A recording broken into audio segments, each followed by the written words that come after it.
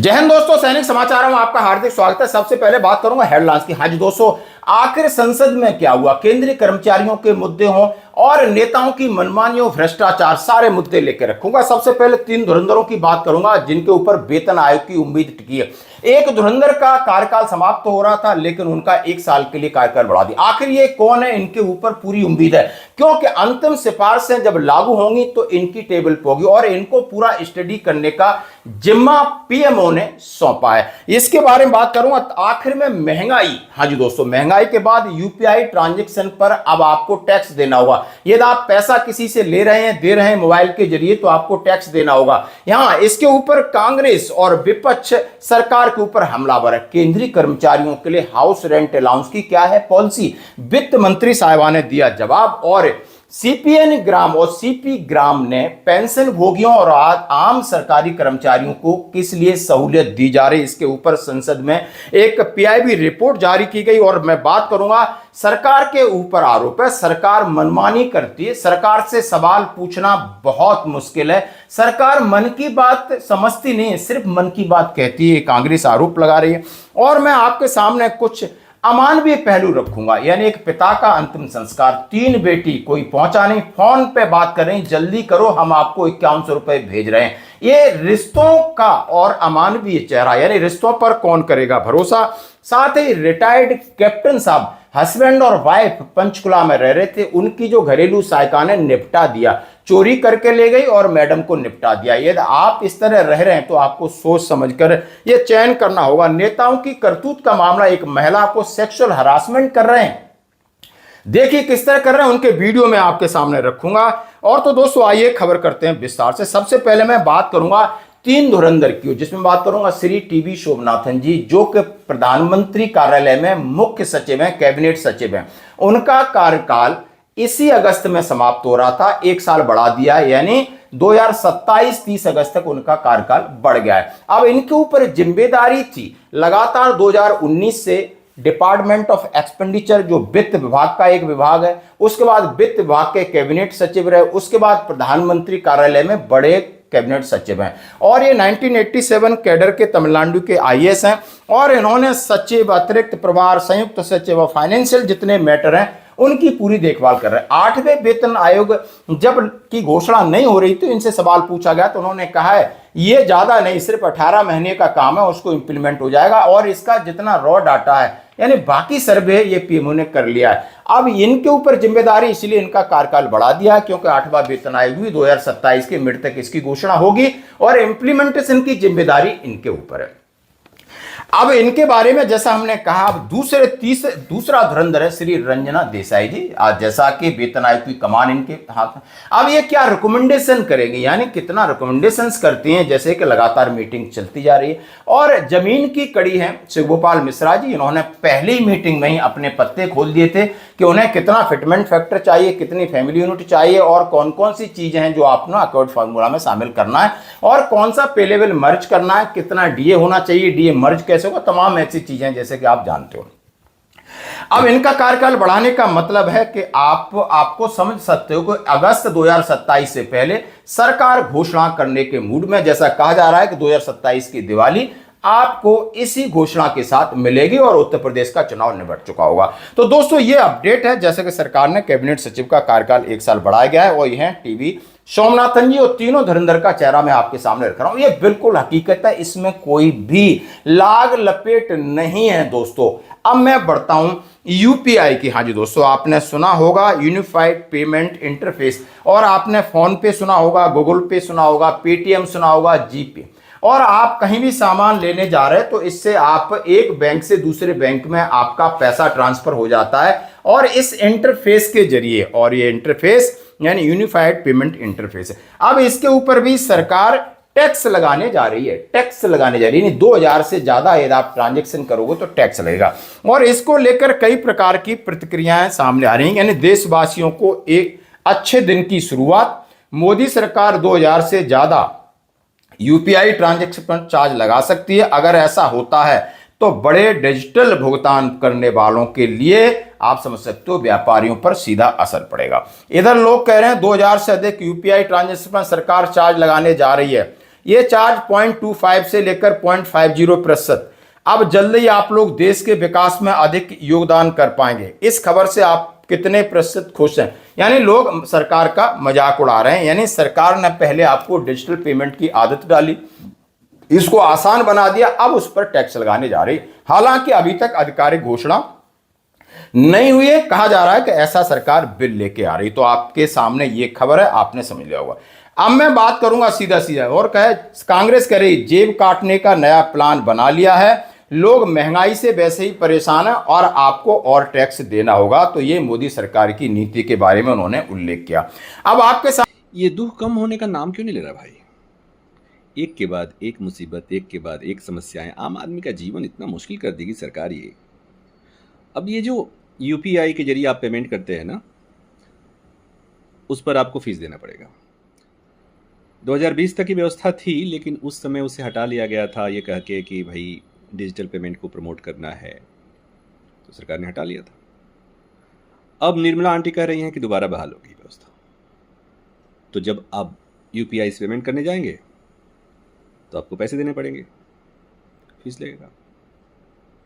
अब बताओ, कमाई के साधन सिकुड़ते जा रहे हैं, लोग परेशान हैं, उसे कैसे ठीक करना है, लोगों की ज़िंदगी को कैसे आसान बनाना है। सरकार का काम तो ये है। यहाँ सरकार रोज कोई न कोई मुश्किल पैदा कर रही है। इनका बस चले ना तो आपके शरीर से एक एक बूंद खून निकाल लें। सरकार इसी को कहते थोड़े नहीं, सरकार का काम यही थोड़ा ना होता है। सरकार का काम है लोक कल्याण के लिए काम करना। यहाँ रोज लोग की जिंदगी को नरक बनाने की कोशिश हो रही है।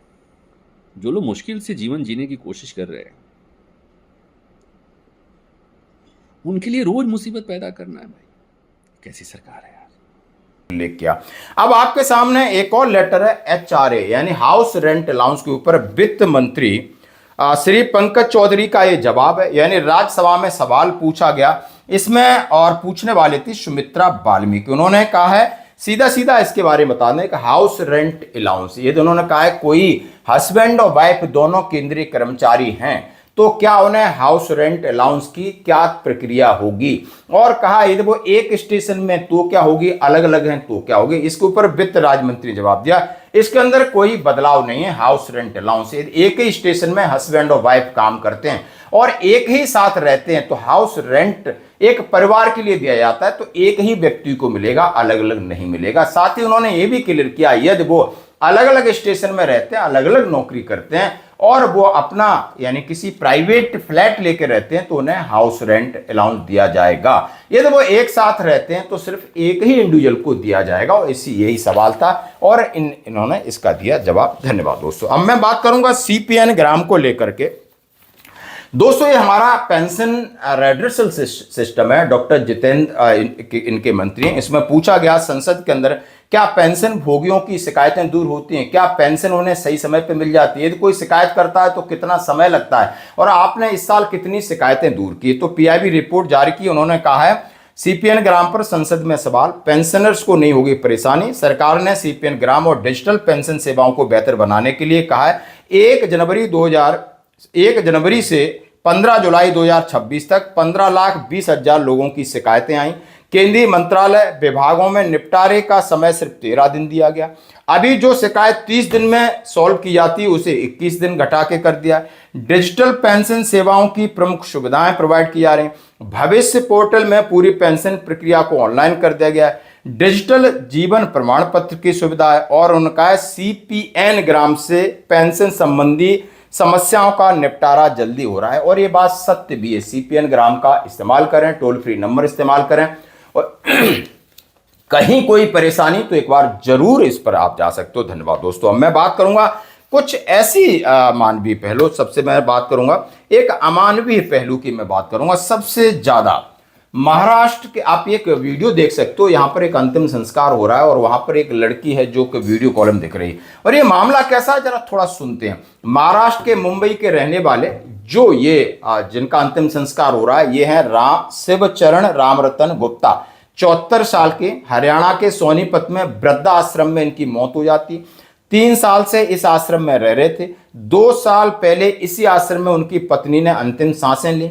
मंगलवार आश्रम स्टाफ ने उनकी मौत की जानकारी उनकी 3 टीचर बेटियों को दी। 3 बेटियां, तीनों टीचर, मगर तीनों ने दूरी और समय का बहाना बनाकर अंतिम संस्कार में आने से मना कर दिया। अंतिम संस्कार में वो आई नहीं और यहीं थी इंडिया में, विदेश नहीं थी।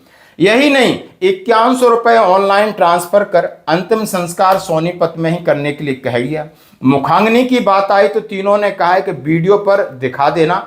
आश्रम संचालक आनंद कुमार के मुताबिक एक पिता के प्रति उनकी संतानों की इस तरह बेरुखी हमने आज तक नहीं देखी। यानी जहां वृद्धाश्रम चलाने वाले और अंतिम संस्कार करने वाले शख्स का धैर्य टूटेगा।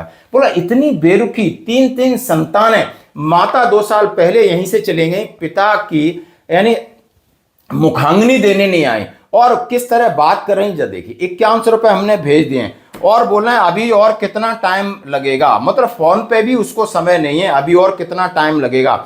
बताया कि अग्नि दे दी गई है, 10-15 मिनट प्रक्रिया में उनका शरीर समाप्त हो जाएगा। इस पर बेटी ने कहा सारा काम अच्छे से हो गया है ना, मुझे सारी वीडियो भेज देना। ये है, अब ये होगा, कौन करेगा शादी और क्यों करें बच्चे पैदा। हाँ जी दोस्तों, लग रहा है ये समाज कहाँ जा रहा है। यानी इनके पास समय नहीं है, ये भी पैसा कमा रही, ये भी बच्चे पैदा कर रही हूँ, लेकिन शायद इंसान कहाँ जा रहा है पता नहीं शायद। अब मैं बात करूंगा एक रिटायर्ड कप्तान, यानी एक सेना से रिटायर्ड हुए, बच्चे सेटल हो गए, बाहर पंचकुला में फ्लैट लिया, हस्बैंड वाइफ रह रहे थे और हस्बैंड जो कैप्टन साहब हैं मनमोहन लाल मेहता 71 वर्ष, उनकी पत्नी नीरा मेहता की हत्या किसने की, यानी हत्या करने वाली उनकी मैड थी सुनीता और उनके पति ने घर में पहले चोरी किया, सोना वगैरह लिया। जब पता चला कि कहीं इनके ऊपर शक की सुई जा रही है तो सर कहीं बाहर गए थे, मैडम को निपटा दिया और उन्हें गुमशुदा की रिपोर्ट भी लिखा दी, वहां से ले जाकर के निपटा दिया। लेकिन कानून के हाथ लंबे होते हैं और ये तीनों पकड़े गए। तो आप ये भी आप देख सकते हो कि आपके बच्चे बाहर हैं, आप अकेले रहते हो तो आपको अपनों से ही खतरा है, क्योंकि यहाँ पर बात मनी है, यानी पैसा ही सब कुछ है।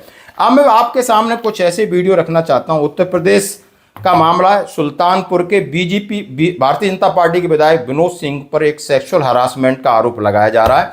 क्या आप देख सकते हो कि कितना ये क्रूर हैं, मतलब कितने क्रूर हैं। ऐसा लग रहा है कि आज के युग के ये नेता नहीं, ये राक्षस हैं। इस तरीके से दमन कर रहे हैं महिलाओं का, सेक्सुअल हरासमेंट कर रहे हैं, धमकी दे रहे हैं और आप देख सकते हो। और सरकार से सवाल पूछने पर आप गर्मा सिंह का एक वीडियो जरूर देखना। उन्होंने कहा है कि मैं एक बड़ी पत्रकार हूं, एक टीवी चैनल पर मैंने बहुत सारे प्रोग्राम किए, लेकिन जब लगा कि नहीं आप सवाल वही पूछोगे जो सत्ता के हित में, सत्ता से सवाल पूछना बहुत मुश्किल है। उन्होंने कहा अब वो जमाना चला गया जहाँ चाल चरित्र और चेहरे की बात की जाती है। आडवाणी जी का भी उन्होंने संकेत दिया कि एक बार उनके ऊपर आरोप लगा, उन्होंने बोला मैं संसद की दहलीज क्रॉस नहीं करूंगा और उनके ऊपर आरोप हटे, उसके बाद चुनाव लड़ गए। लेकिन आज की नैतिकता यानी किसी साम दाम दंड भेद से सत्ता में रहना है और मन की बात कहना है, सुनना नहीं है। किसी से सवाल कोई करेगा तो उसका अंजाम क्या होगा देखिए। तो आपकी क्या राय है इसके ऊपर? धन्यवाद। नमस्कार।